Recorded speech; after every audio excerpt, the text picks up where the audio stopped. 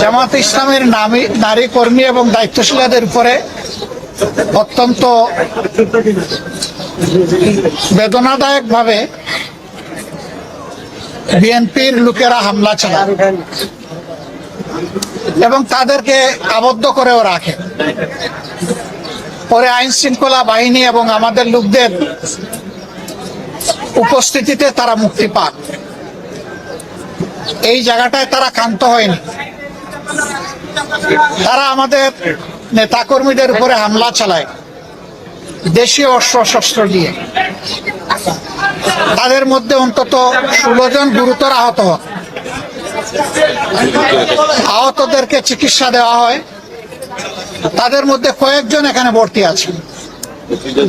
আমরা তাদেরকে দেখতে এসেছি। আর এখানে সব মিলিয়ে 25 জন চিকিৎসা দিয়েছেন। কেন এমনটা ঘটল? নির্বাচনী প্রচারণা ইনশাল্লাহ আগামীকাল থেকে পূর্ণ উদ্যোগে শুরু হবে। আমরা দেশে একটা শান্তিপূর্ণ একটা সুষ্ঠু নির্বাচন চাই, যেই নির্বাচনে জনমতের প্রতিফলন ঘটবে, মানুষ স্বস্তির সাথে ভোট দিতে পারবে, কোনো ভয়ভীতির পরিবেশ থাকবে না, এমন একটা নির্বাচন আমরা চাচ্ছি। যুক্তির খাতিরে যদি ধরে নেওয়া হয় যে আমাদের দলের কেউ নির্বাচনী আচরণবিধি লঙ্ঘন করেছে, এর জন্য যথাযথ কর্তৃপক্ষ আছে, তারা কর্তৃপক্ষকে বলবেন। কর্তৃপক্ষ তাদের মতো করে উদ্যোগ নিবে এবং আমাদেরকে সেই ব্যাপারে সম্পৃক্ত করবে, আমাদের কাছে জানতে চাইবে। আরো অনেক পদক্ষেপ নেওয়ার তাদের এখতিয়ার আছে। কিন্তু কোনো ব্যক্তি বা দলের কোনো ধরনের কোনো এখতিয়ার নাই এই ব্যাপারে কোনো মব সৃষ্টি করার। আমরা এই নোংরা মবের নিন্দা জানাই এবং আমরা দেখতে চাই যে মব যেন এখানেই শেষ হয়। মনে রাখবেন, দুনিয়ার মানুষ এখন অনেক সচেতন। মব করে জনমত এখন প্রভাবিত করার দিন শেষ।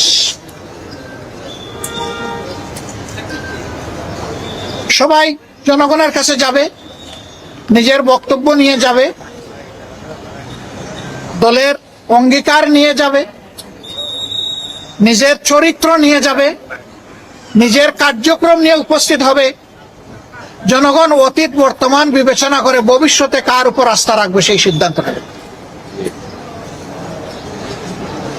আমাদের অঙ্গীকার একেবারেই স্পষ্ট। আমরা একটা দুর্নীতি দুঃশাসন মুক্ত ন্যায় ইনসাফ ভিত্তিক আমরা একটা সমাজ গড়তে চাই, যেই সমাজে ফ্যাসিজম আর ফিরে আসবে না। এর জন্য আমরা দুটো নির্বাচন একসাথে অংশগ্রহণ করব, একটি জাতীয় সংসদ নির্বাচন আর একটি হচ্ছে রেফারেন্ডাম। আজকে আমি নির্বাচনের ব্যাপারে কিছু বলবো না, এটা আচরণবিধির লঙ্ঘন হবে, ওটা কালকে থেকে বলা শুরু করবো ইনশাল্লাহ। কিন্তু শুধু এই আসনে না, 300 আসনে যারা নির্বাচনে অংশগ্রহণ করছেন তাদের সকলের প্রতি আমাদের অনুরোধ, প্লিজ জনগণের প্রতি আস্থা রাখুন। জনগণকে শান্তিপূর্ণভাবে সিদ্ধান্ত নিয়ে তার ভোট তার পছন্দ মতো প্রতীক এবং বাক্সে পৌঁছানোর সুযোগ দিন। এর মাধ্যমে যেই নির্বাচিত হয়ে আসবে, সকল রাজনৈতিক দলের দায়িত্ব হবে তাকে সহযোগিতা করা, তাকে অভিনন্দন জানান। কিন্তু এখনই যদি সেই 15.5 বছরের কায়দায় আবার নির্বাচনী ময়দানকে উলট পালট করে দেওয়া হয়, তাহলে জাগ্রত যুব সমাজ কাউকে ক্ষমা করবে। তারা তো মুখের রক্ত দিয়েই পরিবর্তন এনেছে। দেশবাসী আমরা তাদের সাথে ছিলাম, নেতৃত্ব তারাই দিয়েছে। যে যুবকরা যুবতীরা নেতৃত্ব দিয়েছে, যাদের বয়স 30-35 বছর হয়ে গেছে, 18 বছর বয়স থেকে তার ভোট দেওয়ার অধিকার প্রতিষ্ঠিত হয়েছে, কিন্তু আজ পর্যন্ত তারা একটা ভোট দিতে পারে নাই। একজন নাগরিকের সবচেয়ে বড় অধিকার হলো তার ভোটের অধিকার। সেই অধিকারই কেড়ে নেওয়া হয়েছে। একই কায়দায় এখন যদি কেউ আবার আমার ভোট আমি দিব, তোমারটাও আমি দিব, এই স্লোগান দিয়ে যদি কেউ ভোটের ময়দানে নামেন, এই যুব সমাজ তাদেরকে ভোটের মাধ্যমে, ব্যালটের মাধ্যমে সমুচিত জবাব দেবে। আমরা সবাইকে অনুরোধ করব, আসুন শান্তিপূর্ণ অবস্থানে থেকে পরস্পরের প্রতি শ্রদ্ধাশীল হয়ে আমরা একটা সুষ্ঠু নির্বাচনে সহযোগিতা করি। বাংলাদেশ জামাতে ইসলামী অঙ্গীকারবদ্ধ, যারা কালকে আমাদের ভাই বোনদেরকে, শুধু ভাইদের গায়ে না, আমাদের মায়েদের গায়েও তারা হাত তুলেছে, আমরা তার তীব্র নিন্দা জানাই। ওরা কি মায়ের পেট থেকে জন্ম নেয় নাই? ওদের ঘরে কি মা বোন নাই? মা বোনদের প্রতি সামান্য সম্মান দেখানো, নিশ্চয়ই তারা পরিবার থেকে সেই শিক্ষা পেয়েছে। যদি না পেয়ে থাকে, এটা দুর্ভাগ্য। আমরা আর দেখতে চাই না, আর শুনতে চাই না এই ধরনের নোংরা অবস্থা। শুধু ঢাকা 15 না, এখানে ওখানে টুকটাক আমরা এগুলা শুনতে পাচ্ছি। আমরা নির্বাচন কমিশন এবং সরকারকে বলবো, যদি সত্যি আপনারা যে অঙ্গীকার করেছেন সুষ্ঠু নির্বাচনের, সেই অঙ্গীকার যদি আপনারা বাস্তবায়ন দেখতে চান, তাহলে আপনাদের দায়িত্ব আপনাদেরকে অবশ্যই পালন করতে হবে। অবশ্যই সমতল মাঠ সবার জন্য দিতে হবে, অবশ্যই সবাইকে সমান সুযোগ দিতে হবে, এবং যারাই সন্ত্রাস এবং দুর্বৃত্তপনা করবে তাদের মুখের দিকে না তাকাইয়া আপনাদের দায়িত্বের দিকে তাকাইয়া তাদেরকে আইনের আওতায় নিতে হবে। আমরা এগুলা নিয়ে এখনই মামলা মোকদ্দমায় যাচ্ছি না। মামলা মোকদ্দমা সমাধান নয়, উনি চলে যাবে, আমাদেরকে বাধ্য করবেন।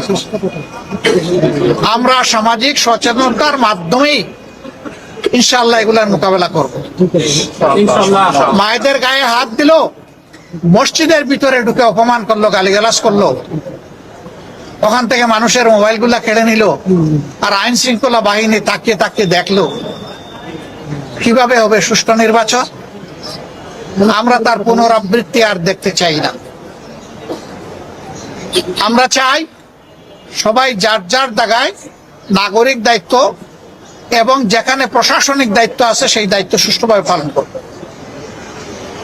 আমরা কথা দিচ্ছি, সুষ্ঠু নির্বাচনের জন্য আমাদের পক্ষ থেকে সম্ভব সকল কিছু আমরা সহযোগিতা দেব ইনশাআল্লাহ। মাথা কখন গরম হয়? যখন চোখে অন্ধকার দেখা যায়। আমরা আমাদের জনগণের উপর আলহামদুলিল্লাহ পূর্ণ আস্থা রাখি। আমরা বিশ্বাস করি মানবিক বাংলাদেশ, যুব সমাজের আকাঙ্ক্ষার বাংলাদেশ, একটা নিরাপত্তার বাংলাদেশ মা বোনদের জন্য, আমাদের যুব সমাজের হাতে কাজ তুলে দেওয়ার জন্য যে বাংলাদেশের অঙ্গীকার বাংলাদেশ জামাত ইসলামী নিয়ে যাচ্ছে, এইটাই যদি কারো মাথা গরমের কারণ হয়ে থাকে, আমরা বলবো আরো ভালো জিনিস নিয়ে আসেন। আমাদের আপত্তি নাই তো। আপনাদের কর্মসূচি যদি জনগণ কবুল করে নেয়, আমরা খুশি, আমাদের কোনো আপত্তি নাই। কিন্তু আমাদের কর্মসূচিতে মেহরবানি করে কেউ বাধা দেবেন, আমাদেরটা আমাদের মতো করে করতে দেন।